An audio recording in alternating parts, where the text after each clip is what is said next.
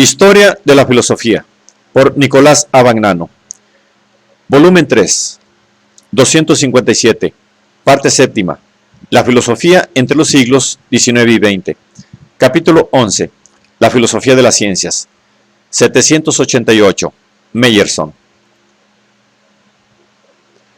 No una metafísica científica, sino una interpretación de la ciencia, presenta Emilio Meyerson, 1859-1933, en obras que se apoyan en una vastísima cultura científica y filosófica.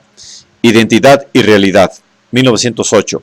La deducción relativista, 1925. La explicación en las ciencias, 1927. El camino del pensamiento, 3 volúmenes, 1931. Según Meyerson, ciencia y filosofía tienen el mismo punto de partida, a saber, el mundo dado por la percepción, y el mismo punto de llegada, el acosmismo, y emplean el mismo mecanismo fundamental de la razón. De este mecanismo tratan especialmente los análisis de Meyerson. Su tesis fundamental es la de que sólo la identidad del ser consigo mismo, tal como fue concebida por Parménides, es perfectamente homogénea con la razón y transparente a ella, y que, por consiguiente, toda explicación racional es una identificación de lo diverso y consiste en reducir a identidad e inmutabilidad la multiplicidad y el cambio que nos son dados en la experiencia. Meyerson intenta mostrar, aduciendo un vastísimo material científico, que tal es, en primer lugar, el procedimiento que de hecho emplea la razón, tanto en el simple sentido común como en la ciencia y en la filosofía. Y, en segundo lugar, que tal debe ser, de derecho, no habiendo otro criterio o medida de inteligibilidad. El sentido común es ya una metafísica, creada ciertamente por un proceso inconsciente, pero no por ello menos compleja y elaborada. Hume ha revelado el mecanismo de esta metafísica, demostrando que las cosas son el resultado de la identificación de sensaciones diversas y discontinuas, y que su exterioridad es el resultado de un verdadero razonamiento. Como el sentido común, la ciencia tiene necesidad del concepto de cosa.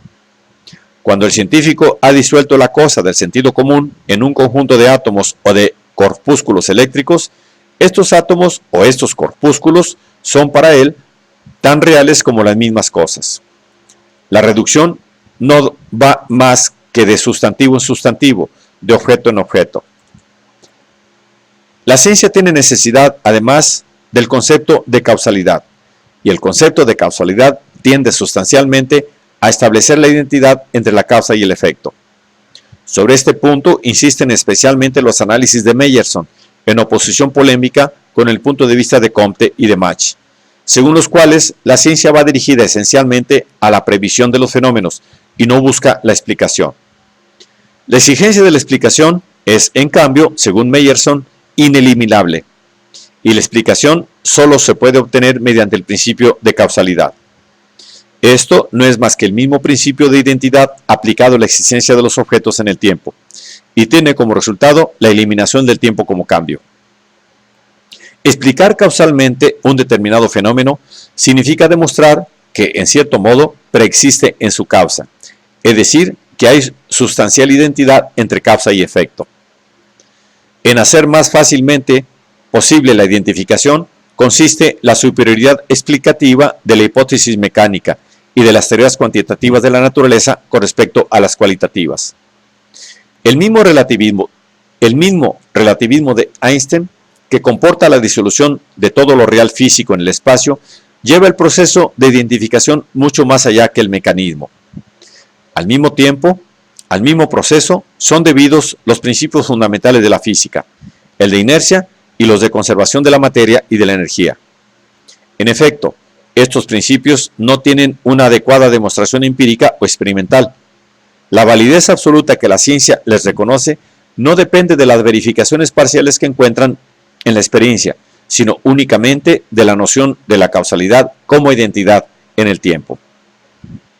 No obstante, en este incesante proceso de identificación, la ciencia encuentra obstáculos, puntos de detención. La reducción de los fenómenos al esquema de la identificación, implicando la negación del tiempo, lleva a considerar los fenómenos como reversibles, y así los considera, en efecto, la mecánica racional. Pero el segundo principio de la termodinámica, Carnot-Clausius, impide admitir tal reversibilidad. El calor no pasará nunca, naturalmente, de un cuerpo menos caliente a un cuerpo más caliente. Esto establece el orden irreversible de los fenómenos naturales. Ahora bien, el principio de Carnot-Clausius, a diferencia de los demás principios de la física, está fundado exclusivamente en hechos de la experiencia, de donde su falta de plausibilidad y el intento que siempre se ha hecho de negarlo sustancialmente y de restablecer la reversibilidad y la identidad de los fenómenos. Pero este intento es imposible. La reducción a la identidad debe necesariamente encontrar irracionales, esto es, puntos que permanecen incomprensibles, inaccesibles a la razón, porque son irreductibles a su esquema de identificación. A cada paso, la ciencia se encuentra con estos irracionales. El primero es la sensación, que la ciencia no podrá nunca explicar. Otros son la acción recíproca de los cuerpos, los estados iniciales de que parten los sistemas de energía, la dimensión absoluta de las moléculas, etc. La existencia de tales irracionales es tan esencial a la ciencia como su tendencia a la identificación. Pero solo esta tendencia constituye la racionalidad propia de la ciencia. Racionalidad que no es nunca identidad analítica, sino identidad sintética, es decir, identificación. Esto es evidente en las matemáticas, cuyo método consiste en reconocer la identidad de ciertos términos bajo ciertas condiciones, que o son establecidas por las convenciones iniciales o son puestas por otros teoremas. El esquema de identificación es propio de la ciencia, porque es propio de la razón humana. La filosofía misma no puede hacer más que seguirlo.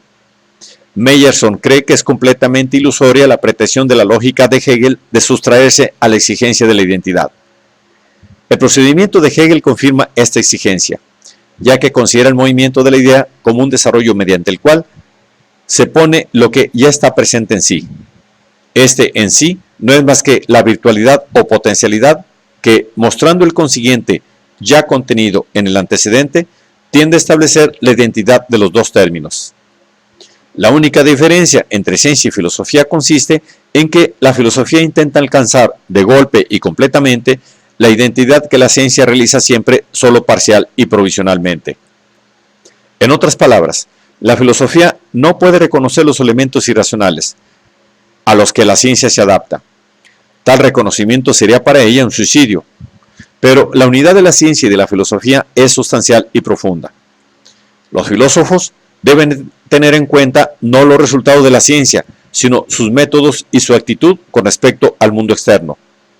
Y los científicos no pueden dejar de hacer metafísica, apenas se elevan a una concepción general. La unidad de la ciencia y de la filosofía es la unidad misma de la razón como procedimiento o esquema de identificación. La doctrina de Meyerson se puede considerar más que una contribución a la nueva metodología, la crítica o la reducción al absurdo de la vieja metodología fundada en la explicación causal, entendida como explicación racional de los fenómenos. En realidad, la ciencia contemporánea se distingue por el abandono de este ideal de explicación y por el recurso a la exigencia de la simple descripción de los fenómenos como la presentada por Newton y por la ciencia del siglo XVIII.